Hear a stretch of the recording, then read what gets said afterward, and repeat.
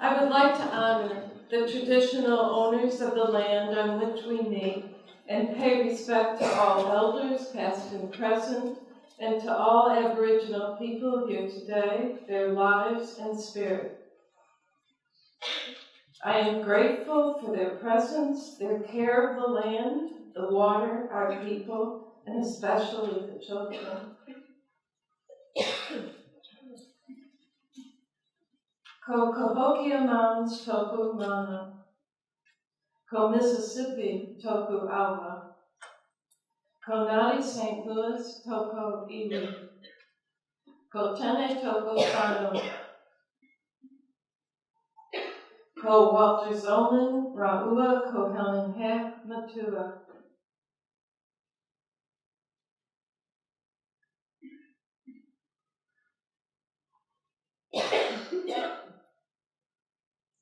Ko te tato ono I Wanganui I a onamata, a inamata, a anamata hoki. Ko a tato tamariki me o tato tumanako mo rato. Now, I'm going to say a little bit about this Whakatoki, our proverb that was gifted to me, because it is at its essence, what I want to talk about today. And this this Whakatoki is translated underneath, but the translation is minimal, a minimal explanation. The Whakatoki has to do with honoring the past, present, and future, and especially the children.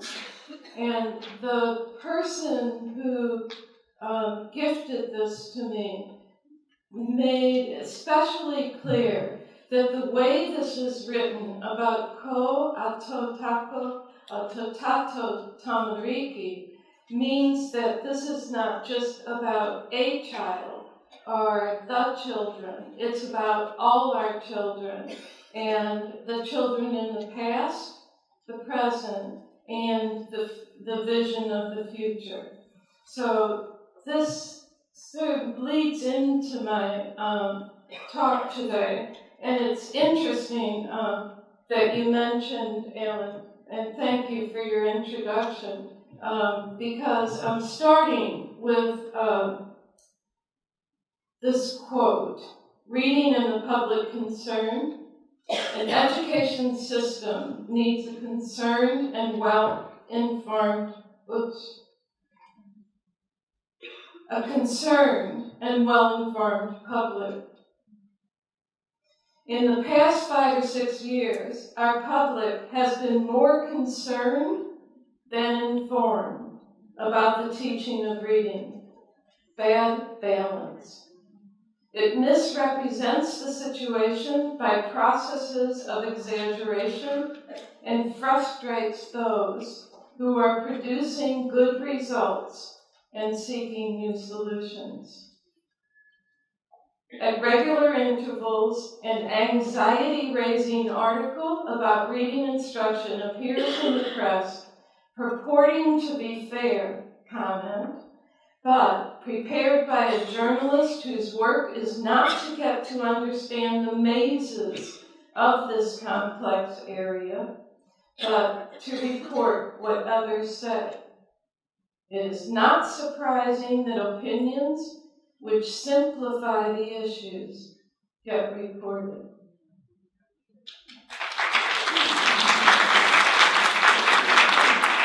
This was written by Maury Clay, 1980. And the booklet was published by the International Reading Association and the Auckland Reading Council.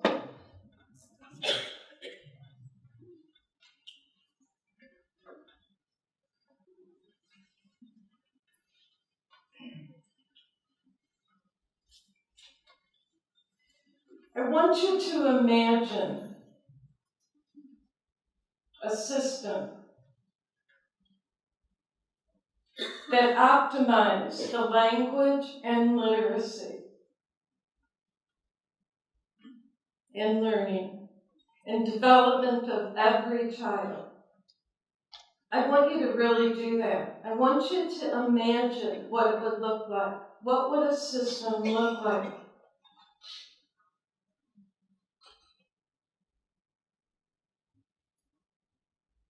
I want you, even with each other, the people sitting next to you, I want you to name some of the parts of the system that you think need revitalization. So take a minute and do that now. Ask you, when you were talking with one another, I want to ask you, what level of the system were you talking about? Because we have, as you know, all kinds of levels in the system. We can think of the system as a country.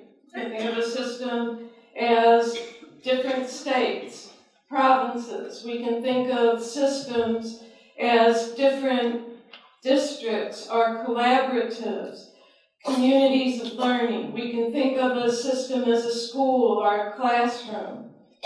Or we can think of a system as a child, because as we know, children have working systems. These systems all interact together.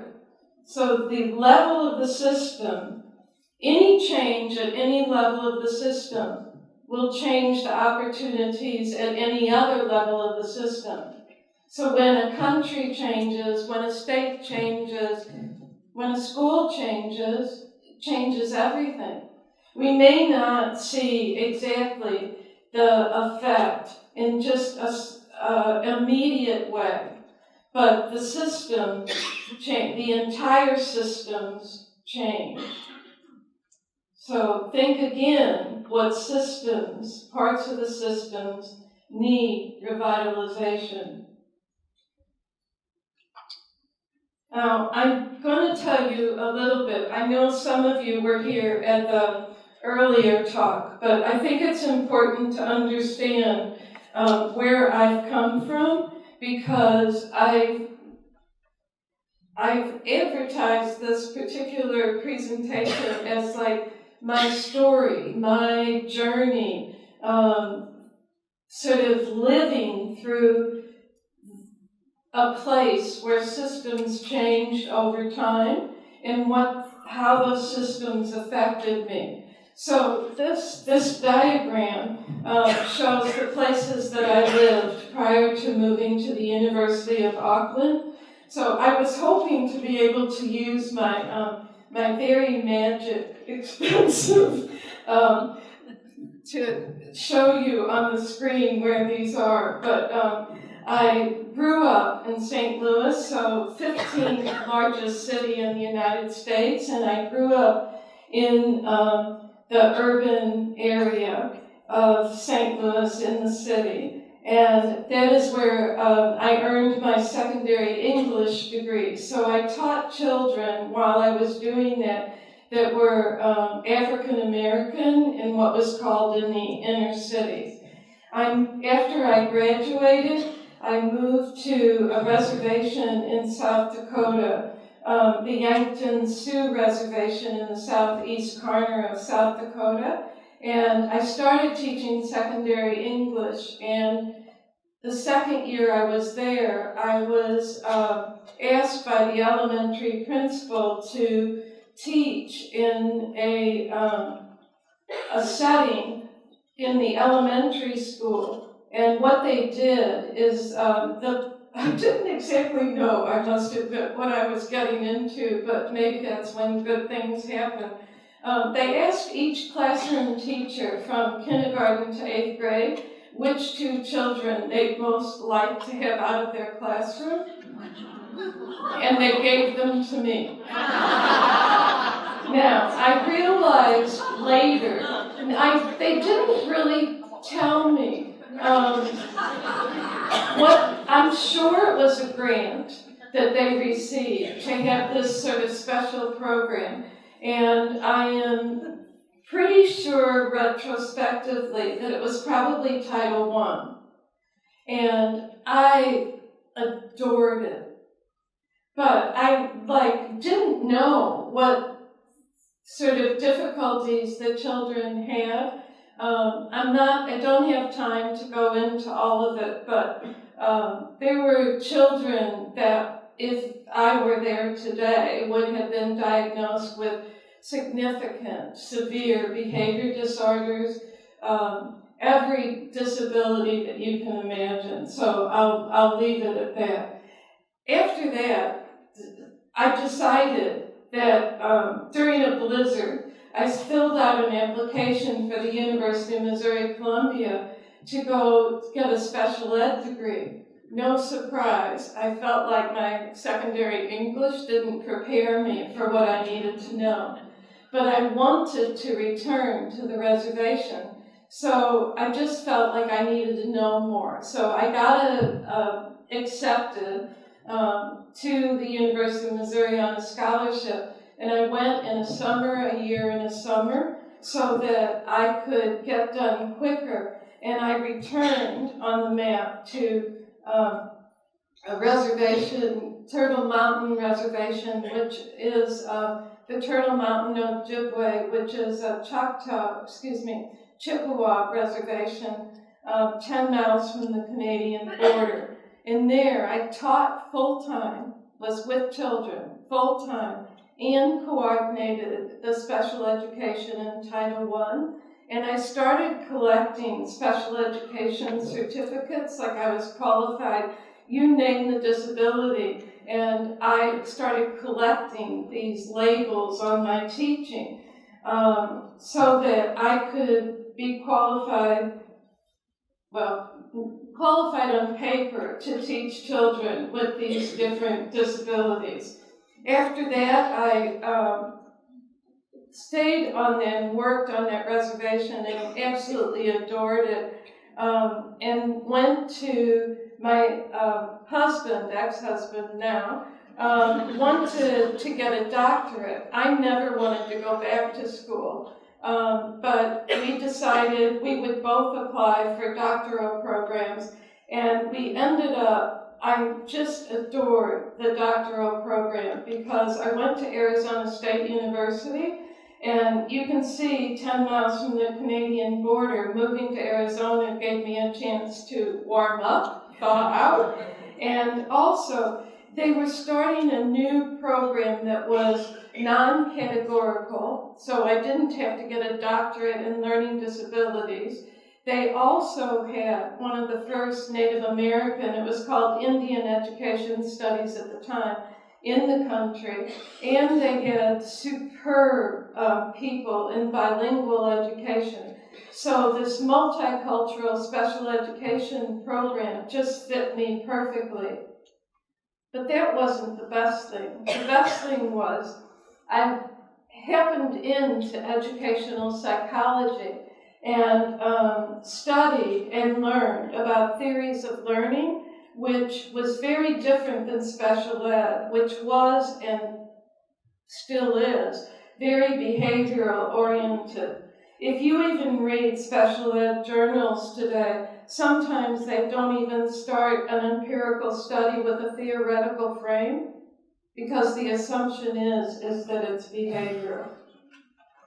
I became a split personality at that time between special education and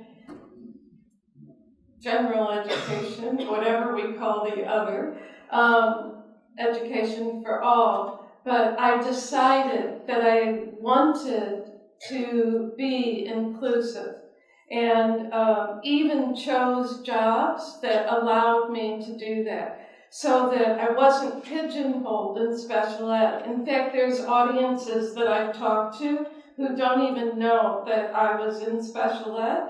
I also have audiences that don't know I do anything in literacy, because literacy and special ed are pretty separate even today, especially in higher education and in research. Now, this, I noticed Ian was introduced with a name called Answers, Reasoned Answers, and I'm a little bit embarrassed because I don't have any answers. This is honestly a sign on my office door that I give stories, not answers. So that's what you're going to hear today. I'm jumping forward, so you have this idea of where I came from. I'm jumping forward to my higher education part of my career. I graduated from Arizona State. I focused on literacy because while I was teaching on the reservation with First Nations people, I found that it didn't matter what label the child had, they had difficulty reading. I also became acutely aware as if a child could read, they wouldn't be identified as special ed. If a child can read, they're not, high probability, not going to be identified as special ed. So I went from Arizona State to the University of Mississippi. I had extensive contact with the Choctaw Nation in that particular state, and also the African American population. In the beginning, at the University of Illinois, which I moved to after the University of Mississippi, Beginning to Read was one of the first books that started by Marilyn Adams, started putting in one book a coherent frame for reading. In this book, it was a kickoff to what is coming later, so it's a little bit of a historical journey. The subtitle of this Beginning to Read is Thinking and Learning About Print. So you want to think about your definition of reading and how this follows. There was nothing in the book about writing. And in fact, there was a chapter 14 was to reading from writing. The chapter is all about spelling. Then, the next major book to come out that followed from this was Preventing Reading Difficulties in Young Children. So I want you to see Preventing Reading Difficulties, the National Research Council. Catherine Snow is the chair of the group that put this together and the first editor.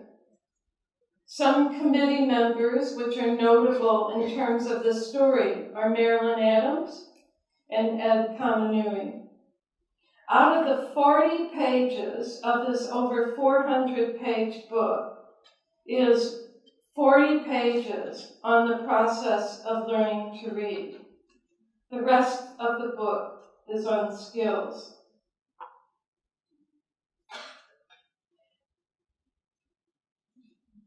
The next book to come out was this one, put out by the National Reading Panel. Everyone probably has to have heard of the National Reading Panel. I took a side cover of my copy, which I had printed, just so you can see how thick it is. I do believe very few people read the whole report. There's a little skinny report that's like the executive summary, but I want you to see about now, I want you to notice how the title has changed from this one, Preventing Reading Difficulties in Young Children, now Teaching Children to Read, an evidence-based assessment of the scientific research literature on reading and its implications for instruction.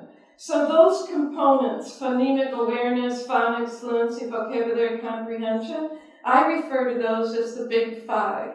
You couldn't get a grant, you couldn't hardly get an article published unless you cited these big five. It's probably the most cited piece of literature. It'd be interesting to check that. but it became the basis of the components that are going to drive reading first and early reading first. These 5 components. I will tell you that in the subgroup of these, I forget how many pages that report is, but in that report, comprehension had insufficient information to do a meta-analysis, which is what they were doing with the other chapters. So they didn't do that. They divided comprehension into, I believe it's 17 categories, and ended up with 7 because all of the studies were so different from one another, they couldn't cluster them together. Vocabulary, I believe, had 4 studies that they were able to document. So you read this report that met their criteria of evidence-based scientific research. So other research was eliminated. Just interesting to keep in mind, the members of this board, the group that put this together, were similar, many of them the same, as the previous report. But the biggest thing to me is the first report, the Preventing Reading Difficulties, was coming from a special education orientation. So was this. So now we've taken the special ed orientation and applied it to all children. The last one was a clincher for me in higher education, because this is when I realized as a professional, but I want you to know, I talked to my special education colleagues, and they told me I was paranoid, and I thought, oh God, maybe I am. I mean, I really did take to heart that I was just making this up. But our dean at the time even bought any faculty member who would be in a book club and talk about this book, they bought them a copy of this book. Now, the Scientific Research in Education is the book that in higher ed is the one that said, what are we going to call a gold study? What are we going to call a silver study? What are we going to call, I don't know, a brass study? I can't remember what the last one was, if it was copper, I don't remember. But you didn't want to be in that category, much less be off the chart. You didn't even get to the next color. You didn't even get to the bronze. That's what it is. Gold, silver, bronze. You didn't want to be in the bronze category because that wasn't good enough. Because everything from then on started being research needs to be conducted on a more scientific basis. And who decides what counts as scientific and why? This is how I knew that the stars had aligned, because this book had exemplars, 3 exemplars.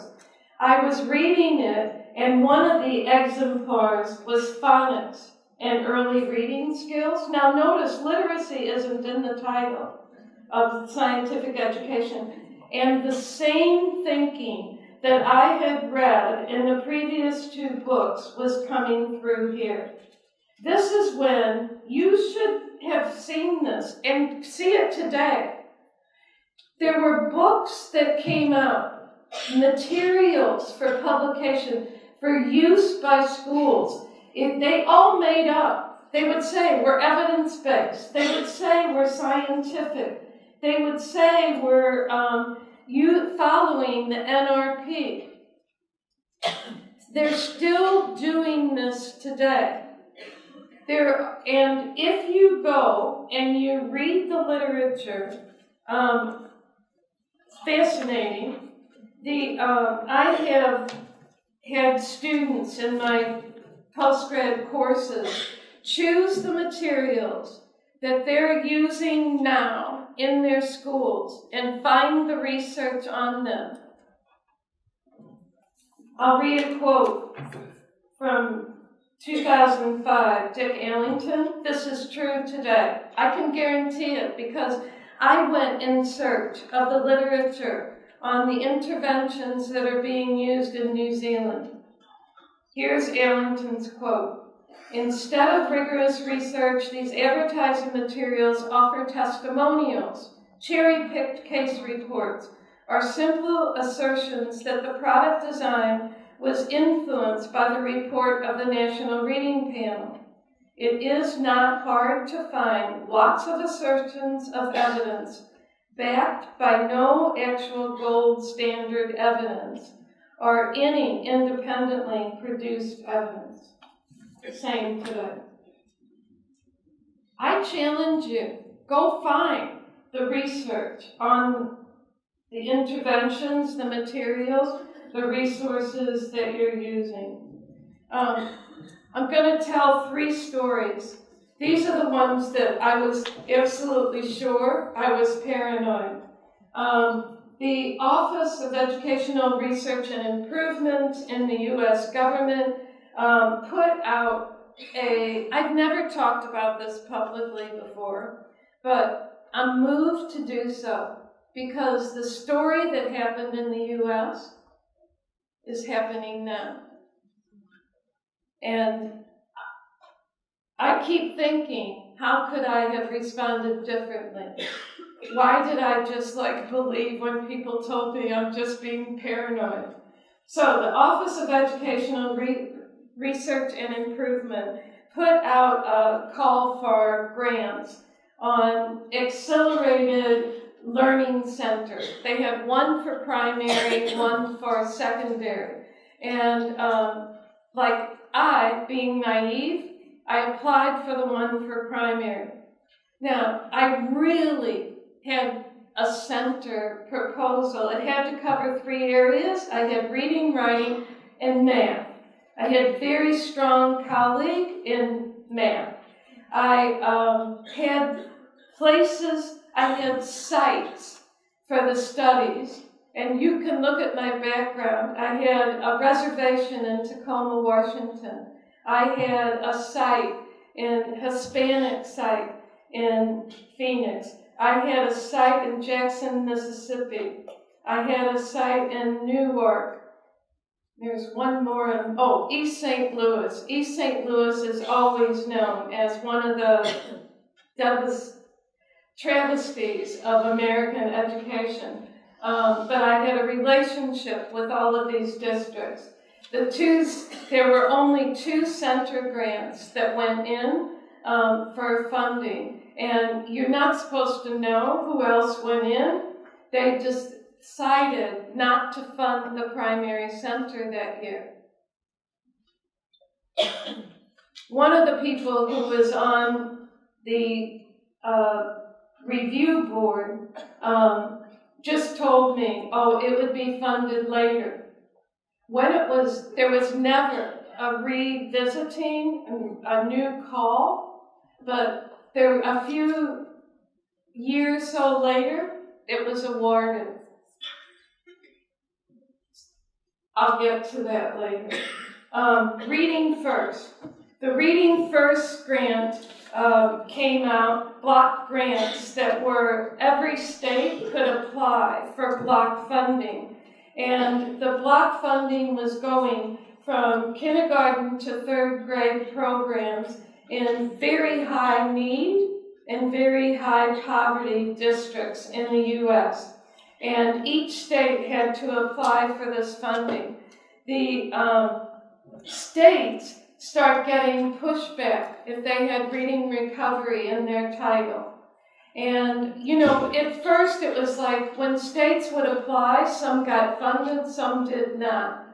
At that point in the education system, this idea of being scientifically based, evidence-based, was a priority.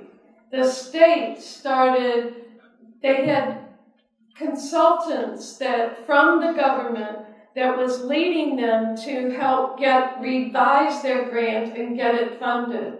And there started being some, like a little gossip or, just sort of out there saying if you had reading recovery in it, you wouldn't get funded. And you also had to have a specific test called the DIBELS.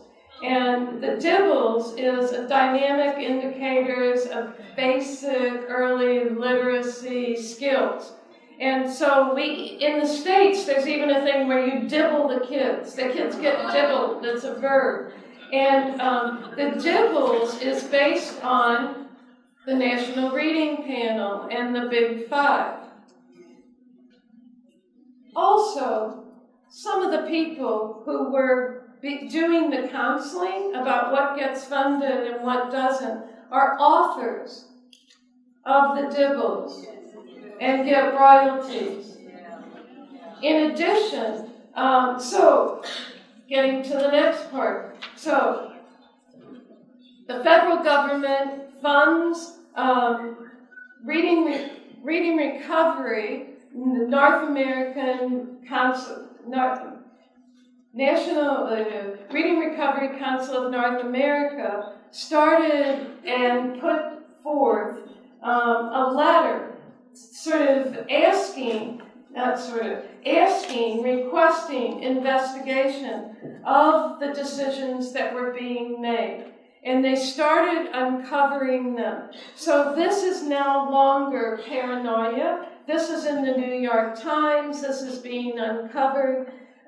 This is during the era of W. Bush and No Child Left Behind. So we're coming up, we have greater prescriptive practices for teaching than we ever had in any other area in the U.S. No one has ever said how a content area must be taught. The federal government in the U.S. never derived a sequence nor said who had to be qualified or what those qualifications were for a specific content area until now.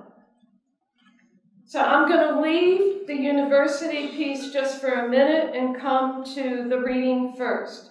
So the highest need, meaning the lowest achieving, and the highest poverty schools are now, if their state came through in reading first, some children are in the reading first for 3 years because they could start in kindergarten and go to 3rd grade.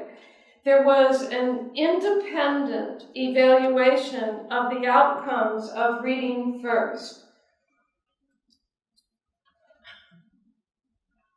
The No Child Left Behind placed intensive emphasis on the literacy development of children in preschool and in kindergarten.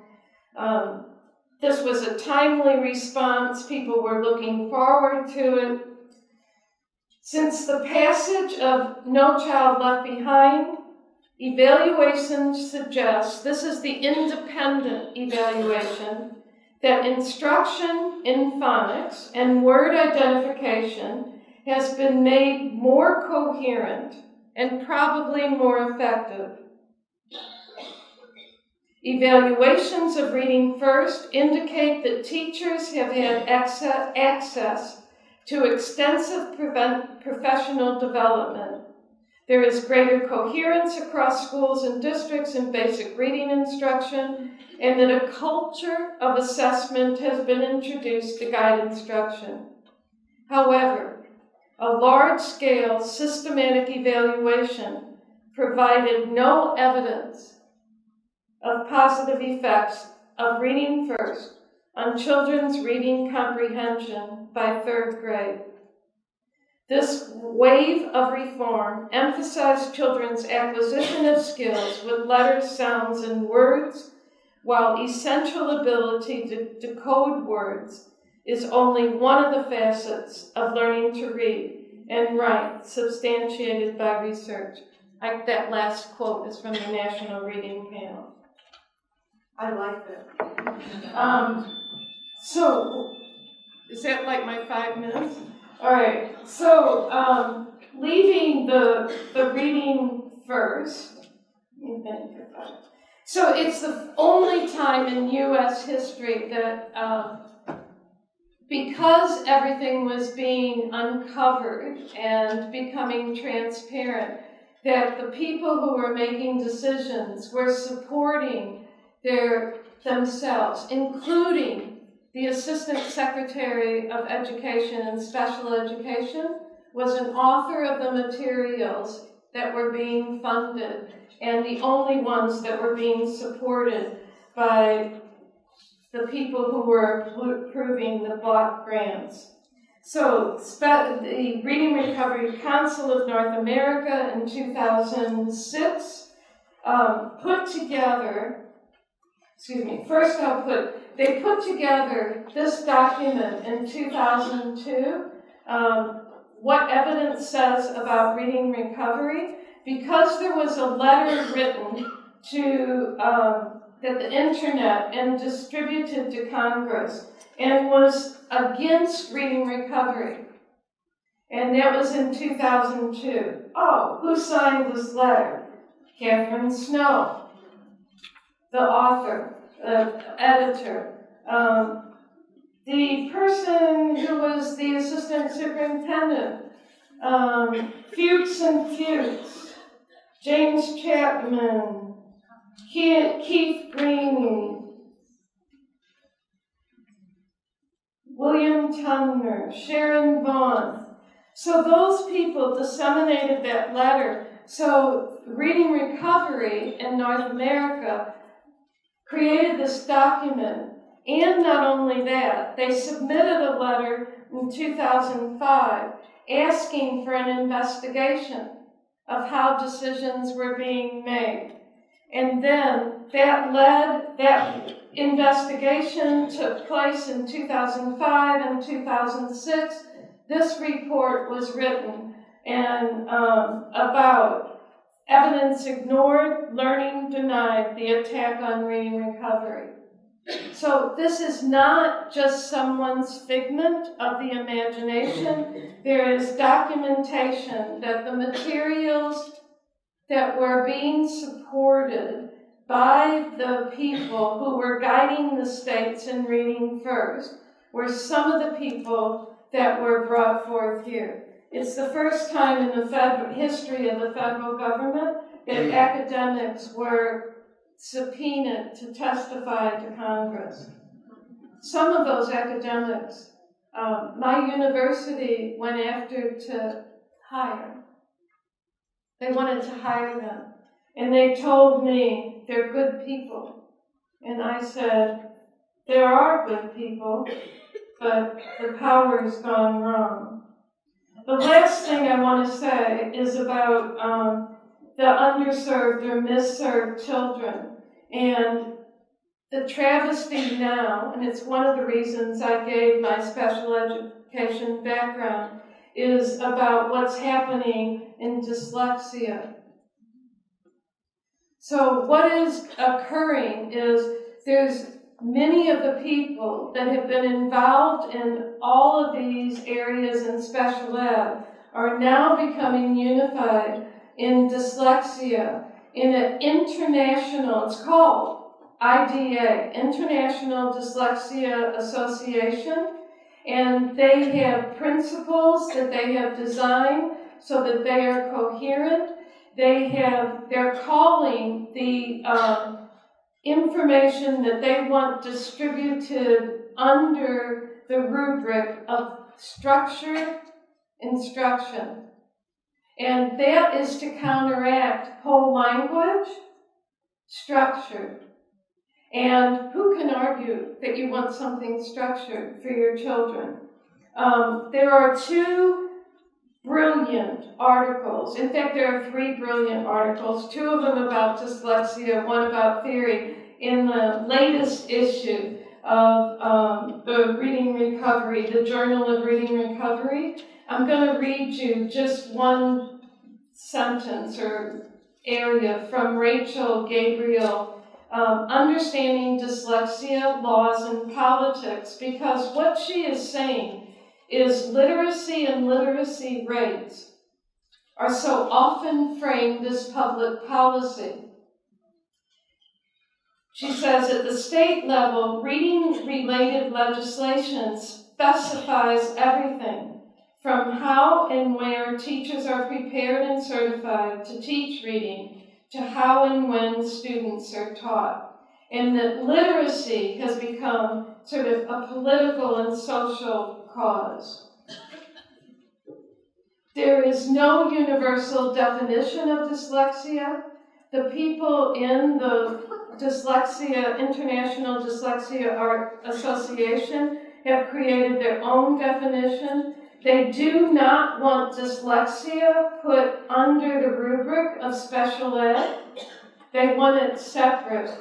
To this day, there are no universal causes for learning disabilities or dyslexia. The International Dyslexia Association believes that if you label a child dyslexia, there is a single sequence that you can use to teach those children. So the children come by the label through different means, but that there is one answer. I wrote these this morning. I do not know of any empirical studies that have shown that children with different labels or abilities learn in qualitatively different ways. That is something that is just not true, that children learn differently. I do not know of any empirical studies that have shown that children with different labels or abilities benefit from different interventions. Now, they will benefit differently if they, not because of the labels or their abilities, but if their prior knowledge allows them to benefit from an intervention and the quality of the teaching, they will benefit differently. So we still have variability in teaching. We still have variability in learning. This is my closing. I'm going to start back. So I feel like I've been pretty depressing, but I do think that I want people to be aware so that when you are suspicious, when you think there are things going on in terms of the politics of literacy, as advocates, we need to stand firm. So I've been talking about the power of possibility, and Peter Block says, possibility is brought into being in the very act of declaring it. And he doesn't use possibility here like a big vision or goals or purpose. He talks about possibility as a declaration of what we can create in the world each time we show up. Possibility is a condition or value that we want to occur in the world, such as peace, inclusion, relatedness, reconciliation. A possibility is brought into being in the act of declaring it. The possibility is created by our declaration, and then thankfully it begins to work on us. There's a change paradox, is that change must be conceived at the level of a system, but change can only be achieved at the level of an individual's performance. So that gives us hope, because our teaching can take us there. So there's a book called that means my time is up. There's a book called 3 Questions, which is a story of Dostoevsky. And he asks 3 questions about, and one of the questions is, what is the right thing to do in this moment? And a friend of mine, a colleague, Maggie Kobianyova, she talked about the emergent act of imagination. So I'd like you to think back to where you thought the system needs revitalization, and what emergent act of imagination can you take to revitalize the system? What is the right thing to do at this moment? Thank you.